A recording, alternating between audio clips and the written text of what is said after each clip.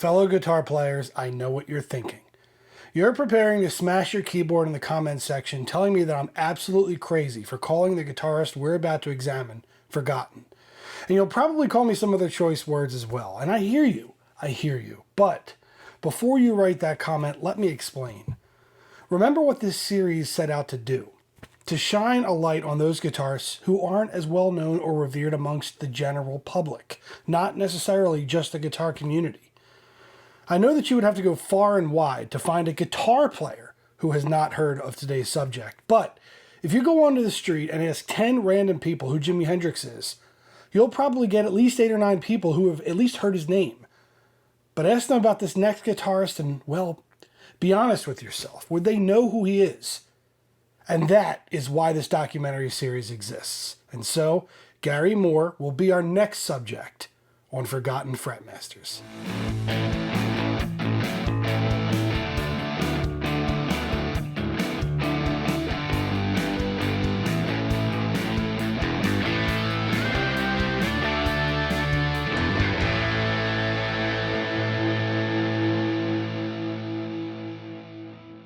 Hello friends, and welcome once again to Forgotten Fretmasters on the Guitar Historian channel, the documentary series where we examine guitarists who for one reason or another might not have been as commercially successful as, had the longevity of, or left us sooner than some of the other guys who often end up on all the top 10 lists.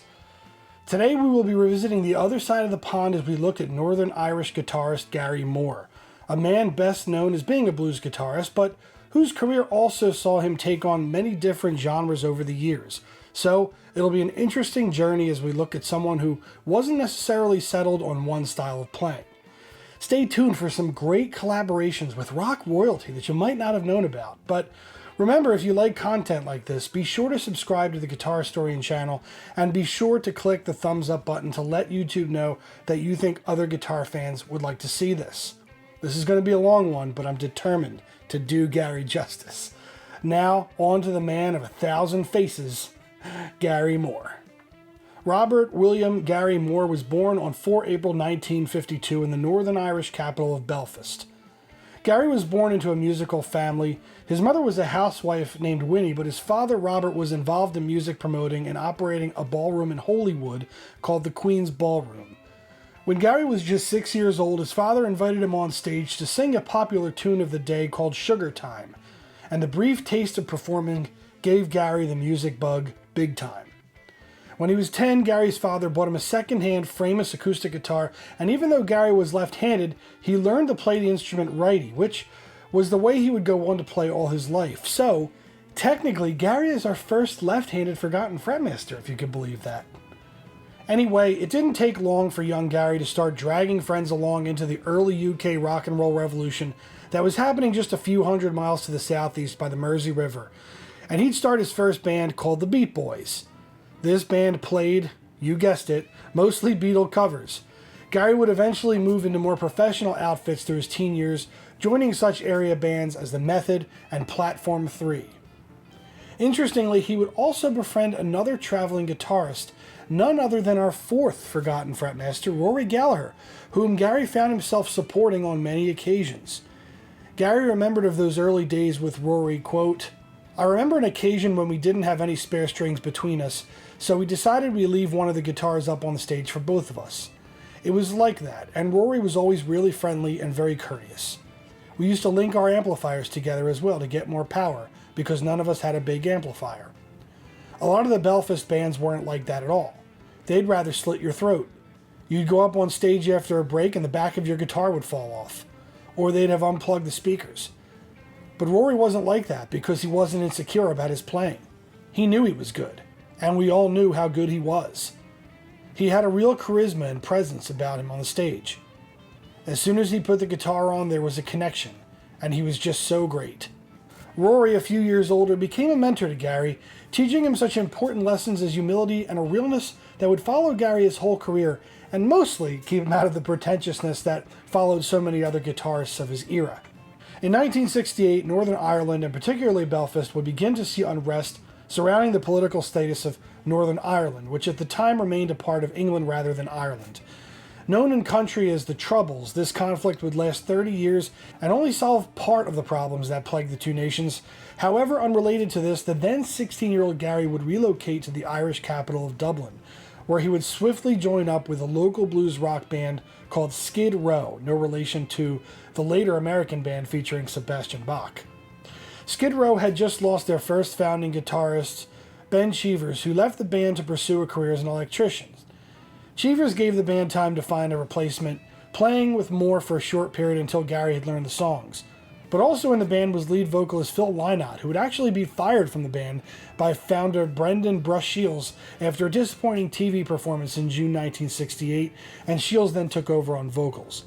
Shields softened the blow by gifting Lynott a bass guitar, and there's more on what Phil would do with that bass a little later. Meanwhile, after the power trio lineup of Skid Row had been finalized with Shields on bass and vocals, Moore on guitar, and Noel Bridgman on drums, the band started to tour more heavily and receive a more robust UK fan base. Most notably for Gary, Skid Row would tour in support of the massive British blues outfit known as Fleetwood Mac and become an ardent follower and student of Mac founder Peter Green. The admiration was mutual, however, as Green saw that Moore had some serious chops as well, and he took the young guitarist under his wing as he did with so many others, like Danny Kerwin and Jeremy Spencer. Green was also instrumental in getting Skid Row signed to Columbia CBS Records. Obviously, another major part of Gary's story in which Peter Green is involved is his acquisition of Green's 1959 Gibson Les Paul Standard, nicknamed Greenie. This was at a time when Green was shunning financial gain and possession, selling many of his personal assets and receding from the limelight, the beginnings of his mental issues that would sadly plague him for the rest of his life. The story surrounding Moore's purchase of the guitar is muddy at best, with folks on Moore's side of the fence saying that he had to persuade Peter to take £300 for it, the price he had originally paid, as he was trying to give it to Moore outright. However, some other close to the situation have reported that Green had only intended to loan the guitar to Moore and had expected it back at some point. Whatever the case, Green never asked for the guitar back, and Moore would not only use the guitar, but make it his signature axe until he sold it during financial problems in 2006. For a full rundown on this legendary guitar, watch one of my early viral hits in this episode of If Guitars Could Speak right up here. Anyway, back to Moore's career. Skid Row would attain a decent following and also tour in support of American blues acts like Canned Heat and the Allman Brothers Band. They would go on to record 3 albums with Moore. Their debut, called Skid, would be the only commercially successful LP that the band released, reaching number 30 in the UK charts. This would be followed by a second album, 34 Hours, which was named that due to the fact that the band had recorded it in only 34 hours. And their third album, which actually wouldn't be released with Moore's guitar parts until 1990, was called Skid Row. The reason for the delayed release was that Gary had left the band shortly after completing it, citing his feeling constricted in the band's format. Years later, Gary's feelings on his time with Skid Row were conflicted. He would say, quote, "Skid Row was a laugh, but I don't have really fond memories of it because at the time I was very mixed up about what I was doing." This came through in Moore's first foray into something like a solo career. In 1973, he would release the album Grinding Stone under the name The Gary Moore Band. It was an eclectic album full of meanderingly long songs and no real cohesive genre, with most songs exploring multiple musical forms at once. Despite the confusing nature of the album, it still featured some damn fine guitar playing from Moore, who was still very much trying to find his own voice as a songwriter. But this journey would be temporarily sidetracked by a return to help out an old friend. Phil Lynott had quickly formed a new band upon his ouster from Skid Row called Thin Lizzy, and Lynott asked Moore to help the band complete tour dates in January 1974 after the band's founding guitarist Eric Bell would depart to join Skid Row. Moore joined with the understanding that the placement was temporary, but still recorded a few songs with the band, including Still in Love with You, which he co-wrote. Some of Moore's contributions would make it onto Thin Lizzy's 4th album, Nightlife, but the hard partying, drinking lifestyle of the band weighed on Gary, who departed in just a few short months in April of 1974. This would begin a period of exploration into several new musical forms, which saw Gary involved in some truly surprising projects. He would join jazz fusion group Coliseum 2, created by drummer John Heisman, after the folding of his first band called Coliseum. With a sound best described as progressive jazz rock, Coliseum 2 never found a footing as a viable entity, with multiple lineup changes and little commercial success. Despite this, it did push the boundaries of Gary's playing and even saw him returning to vocals for some tracks. Sometime in the mid-70s, Moore would be involved in a bar fight, standing up for his girlfriend's honor. His enemy would use a broken beer bottle to severely injure Moore's face, leaving scars that stayed with him for the rest of his career. Later, Moore would rejoin Thin Lizzy in 1977 for a U.S. tour after Lizzy guitarist Brian Robertson injured his hand in a bar fight. They like bar fights, don't they? Anyway, Lynott again asked Moore to stay with the band, but he would leave again at the tour's conclusion, with Robertson soon rejoining the band. This was also a time during which Moore did quite a bit of session work, appearing on such varied albums as Andrew Lloyd Webber's Variations, Rod Argent's Moving Home, and Gary Boyle's Electric Glide. Gary would also resume his solo career, releasing his first album under his own name in 1978 called Back on the Streets. This album would spawn Moore's biggest and best-known hit, Parisienne Walkways, featuring none other than Thin Lizzy's Phil Lynott on lead vocals on the track. Lynott also wrote and performed on 3 other tracks, including a cover of his own Thin Lizzy song, Don't Believe a Word. Perhaps this heavy influence from Lynott on the album was due to his convincing Gary to rejoin Thin Lizzy once more in 1978 after Robertson left for good. Moore stuck around long enough to record on arguably Lizzy's most complete and satisfying album called Black Rose, a rock legend, which features some of Gary's best work and clearly shows why Phil wanted him in the band to begin with. But in the middle of the tour to support that album in 1979, Moore would leave for the final time, disenfranchised once again with Lizzy's penchant for drugs and alcohol, and feeling that the live shows were not up to the band's standards.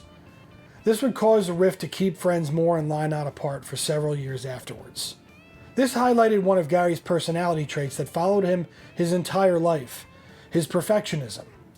Despite many guitarists looking up to Gary and a career of success in the music industry, many friends would report that Gary never seemed happy with anything. Many called him sullen, cranky, and hard to work with over the years. One such story involved fellow guitarist Eric Bell, mentioned above as a member of Thin Lizzy and Skid Row. Bell remembered that after a show in Dublin, quote, "I went to see him in the dressing room afterwards. I sat down beside him and said, 'Great gig, Gary.' He looked at me, 'What? Fucking load of shit. I've never played so bad in my fucking life.' I saw that side of him quite a lot." Lizzy drummer Brian Downey also remembered that if a show was less than perfect, it would torment Gary for days afterwards. Despite this, Gary's career only got more interesting as the decades rolled on towards the 1980s. Moore found himself on a short list to join Ozzy Osbourne for his solo band, a position he would decline. In late 1979, after his departure from Thin Lizzy, Moore would hastily put together a band he dubbed G-Force, which featured vocalist Willie D, formerly of Captain Beyond, and Motown session bassist Tony Newton and former Lizzy drummer Mark Nassif. The band had to be formed in a short window to support the exploding rock phenomenon called Van Halen. As a result, the album had a decidedly more radio-ready hard rock bend, but even though the tour, which was switched to support Whitesnake, was successful, the band wouldn't last to record a second effort.